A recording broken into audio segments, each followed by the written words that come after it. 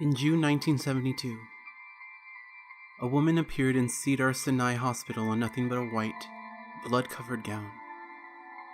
Now this in itself should not be too surprising, as people often have accidents nearby and come to the nearest hospital for medical attention. But there were two things that caused people who saw her to vomit and flee in terror. The first being that she wasn't exactly human. She resembled something close to a mannequin, but had the dexterity and fluidity of a normal human being.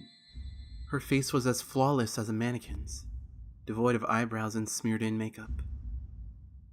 There was a kitten clamped in her jaw so unnaturally tight that no teeth could be seen, and the blood was still squirting out over her gown and onto the floor.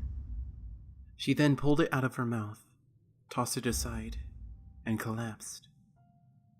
From the moment she stepped through the entrance to when she was taken to the hospital room and cleaned up before being prepared for sedation, she was completely calm, expressionless, and motionless. The doctors thought it best to restrain her until the authorities could arrive, and she did not protest.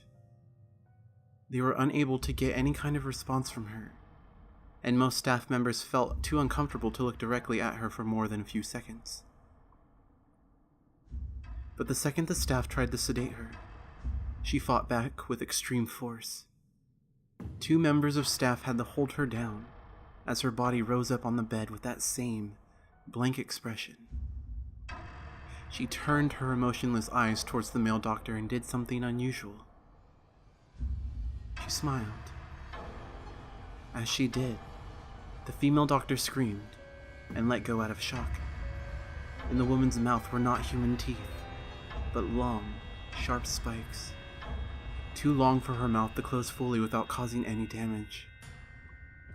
The male doctor stared back at her for a moment before asking, "What in the hell are you?"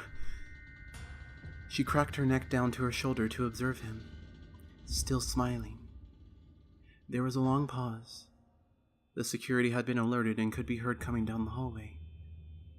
As he heard them approach, she darted forward, sinking her teeth into the front of his throat, ripping out his jugular and letting him fall to the ground, gasping for air as he choked on his own blood. She stood up and leaned over him, her face coming dangerously close to his as the life faded from his eyes. She leaned in closer and whispered in his ear,